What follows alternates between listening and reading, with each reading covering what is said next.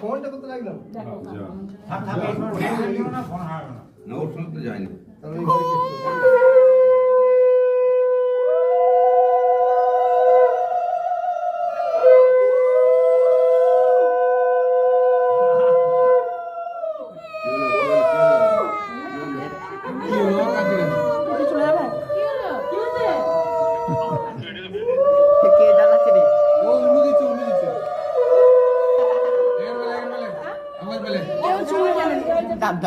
সূর্য তোদের ঘরে ফোনটা নিয়ে যায়নি।